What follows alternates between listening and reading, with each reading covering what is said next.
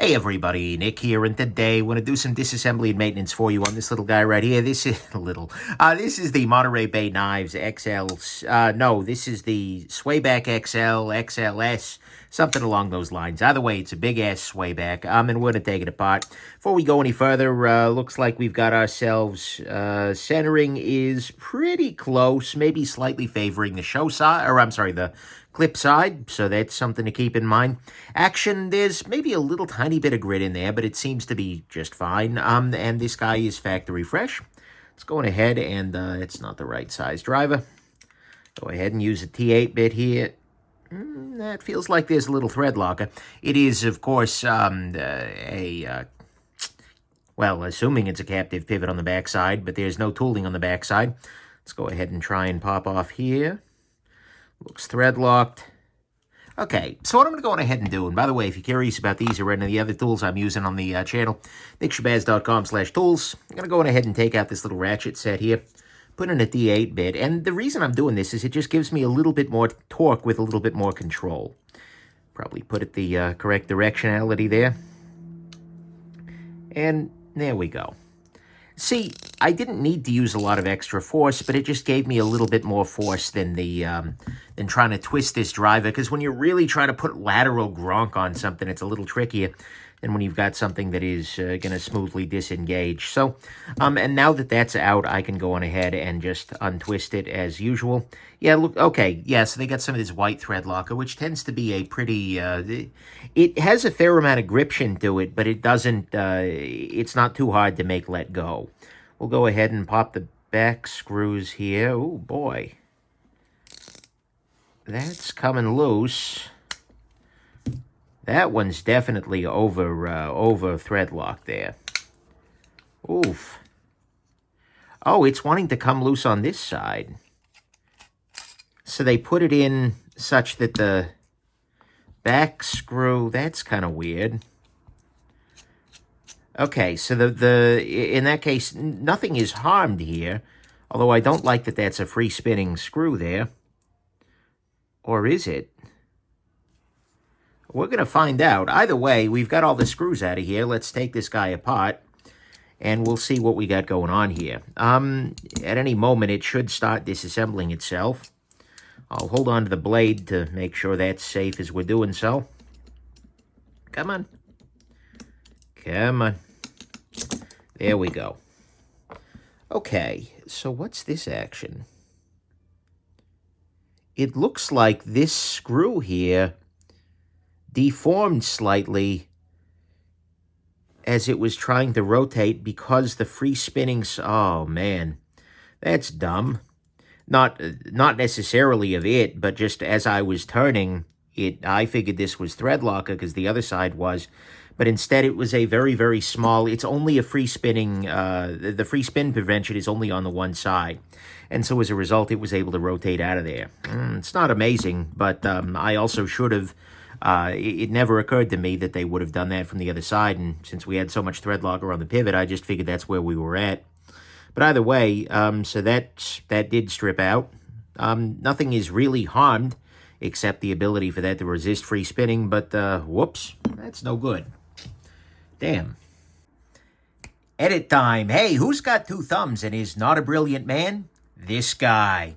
Yeah, so turns out when I texted Sanford, the owner of MBK, about, you know, sending this guy back and mentioned the cammed out bit in the back here, he said, "Oh, did yours not come with a hardware kit?"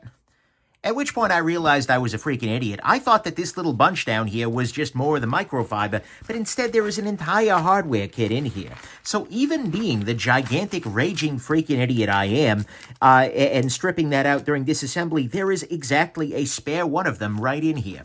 That is an absolutely beautiful thing, and it's something that I am absolutely not used to because most people don't care enough to bother with that. So that is an absolutely wonderful experience, and it helps me to, well, basically it helps to protect idiots like me from ourselves, and that is great. And it's something I deeply, deeply appreciate, because now I can just reach in here, grab this bit, and now I can, which is a little bit stripped out here, and now I can just swap it in with one of the other ones, and this appears to be literally everything that is a part of this knife. I can just swap it in here in the same way that I did before, and rotate, rotate, rotate so that it goes into position. And now, on the other side, just put this screw back in and we're freaking golden. That is wonderful. And that is a part of this experience that I actually went back after the video was uploaded and freaking edited it, because that's really cool. So, Monterey Bay, well done with that. And everybody else, it's nice that they're willing to help save me from myself and potentially save you from yourself as well. So anyways, there you go. We're going to cut right back to the usual approach here, to the rest of the review. All right, this actually should be a lesson for all of us, actually, that, well, more specifically for me, that you want to be very, very careful when you put a lot of force on things. I thought very strongly, and it made a lot of sense that I was dealing with white thread locker. And so I put a little bit of extra force to break that free, but it turns out that what was going on is it was free spinning prevention on one side, but not particularly strong free spinning prevention. Like, I'm not super impressed with this getting... Here, I'll kind of zoom in a little bit and see if I can show you better what happened. Yeah, not super impressed with that, but at the same time, the problem here is going to be me rather than the knife. So, there is that. All right, so that said, I'm still here. So let's go ahead and take this guy, clean this guy up a little bit. Cleaning up the blade here and just using a Q-tip to get up inside there. Clean this off. Nice. Easy peasy. Ah, darn. I dislike that I did that. That's not intelligent of me. A little weird to have it on opposite sides there, but also, yeah, oh yeah, the free spinning prevention isn't on this side at all. It's only in the steel liner. So, yeah, all right. So be it. Proof that even if you do this many, many, many times, as I really have at this point in time, you are still more than capable of making a lot of mistakes. That's okay. All right, so, well, it's not great, but it's okay, right? Can't beat yourself up too much. Well, actually, that's not true. I beat myself up too much all the time, but you shouldn't. That's better. Okay, so now that we've done that, now that I've done that, what we're going to go ahead and do is put this guy back together. I'm going to use a little bit of 10-weight nano oil. One other thing that's actually worth noting, two things.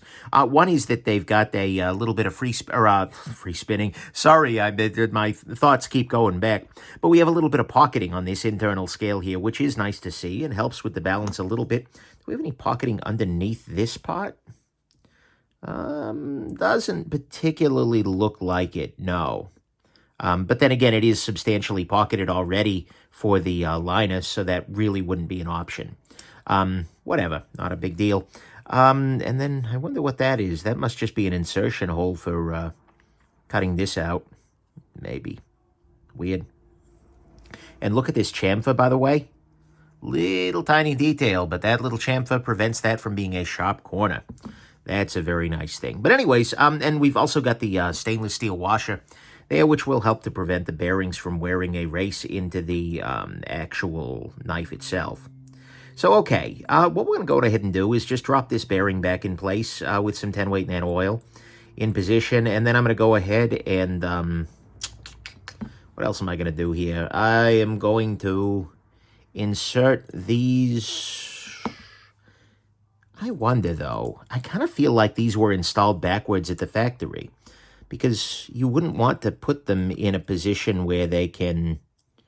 Oh, it would have been... This is the one from the back, because you'd want to have them in a position where they are able to fully engage for reassembly. No, doesn't look like it fits that direction. Okay, this is actually a little weird, right? So I guess I do have to insert these in this way and then align them properly to get through the other side, because it's not fitting. That's bizarre. Okay, let me get the back spacer in place here, and I think this is the... Nope. What is the orientation here? Probably this, maybe? Nope. What is... Am I being dumb here? How am I being so dumb? Oh, because it goes like that. Wow. Folks, it is apparently just my day for a rollicking case of the dumbs. Well done. Okay. All right, put that there. And so now I got to start stacking things back up again. I'm going to go ahead and put a little bit of lubrication on the inside of the blade there, as well as a little bit on the detent ball path here, as well as on the detent ball. There we go. Beautiful. There we go, there we go, there we go. And here we go. Putting that there. Oh, come off it. Okay, here's what I'm going to do. I'm going to go ahead and I'm going to put this in place manually so that that fits there. I'm going to drop this scale on here. Then I'm going to manually adjust using this little spring bar tool here, the positioning of this backspacer. I really... some could argue that I'm masking my own incompetence by, you know, pointing out the failings of others, but this particular flavor of assembly is not great, right? Oh, come on. Having to do this from opposite sides, that's kind of messy, unfortunately. All right, come off it. There we go. Keep grabbing T6. Wow. Okay, what I'm doing here is I'm not actually trying to screw anything in. I'm just rotating this with the hope that it will fall into the proper position on the other side, which will be the orientation I sort of need for the free spit. Really? Really? Is this how you're going to do me? Slayback XL.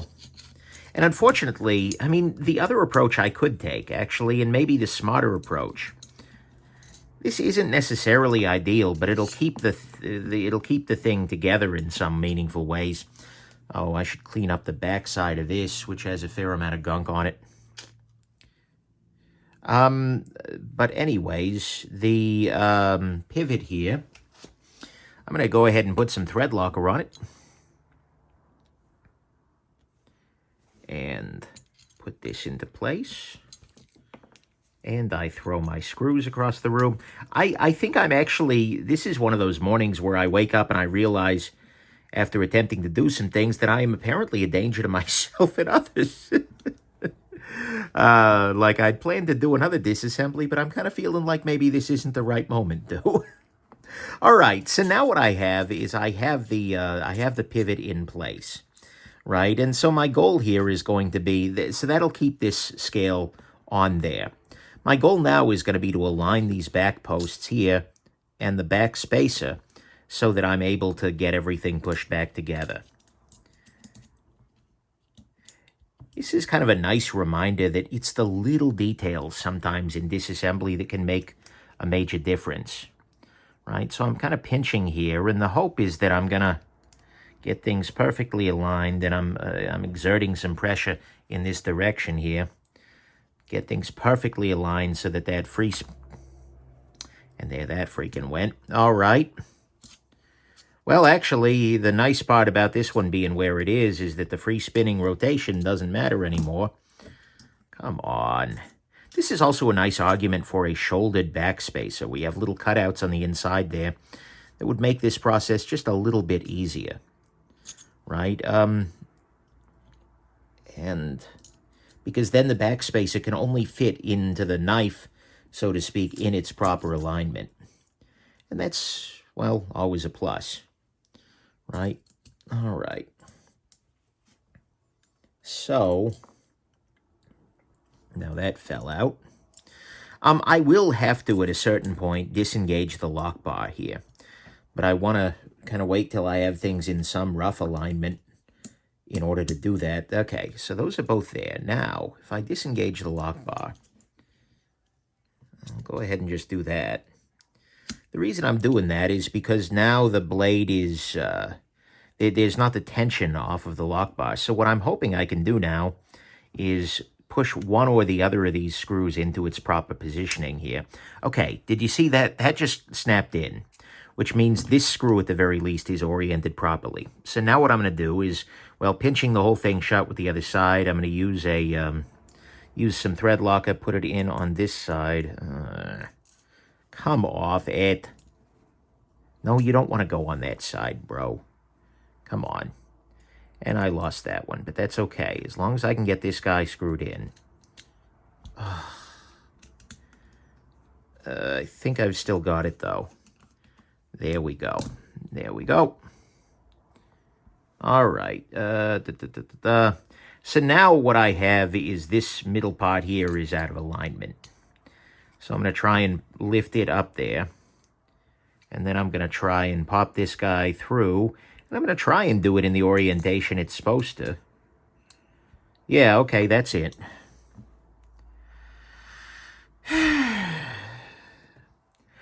I really genuinely don't know at this point whether it's me or whether it's this knife or a little of each, right? There are definitely a couple of things they could have done better to make this knife a little bit more disassemblable or reassemblable as the case may be. One of the big ones, of course, being having the free spinning part lock on both sides so that way it's in the proper alignment, or having it go through the backspacer and not free spin, or even perhaps better still, just doing everything on the same side of the knife. These flip-flop disassemblies are always a lack of pleasure, but it is entirely on me that I used force there rather than stopping and trying the other side. That I made the assumption that they were doing that part right. Okay, now my pivot is way too loose. So what I'm going to go ahead and do is tighten that down. And what we have here is centering that is very slightly favoring the clip side. We have no blade play. Oh, God, that got way smoother, though. Oh, boy.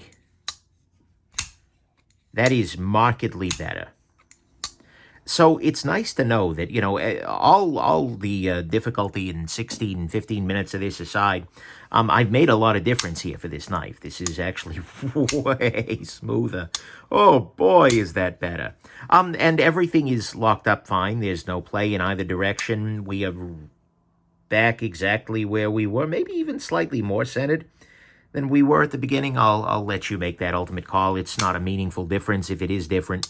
But, and it's now running way nicer. So there were a couple of things they could have done a little bit differently to make this disassembly a lot easier, as I mentioned already, but ultimately it worked out, and ultimately it's a nice reminder that you should never use force until you've, basically...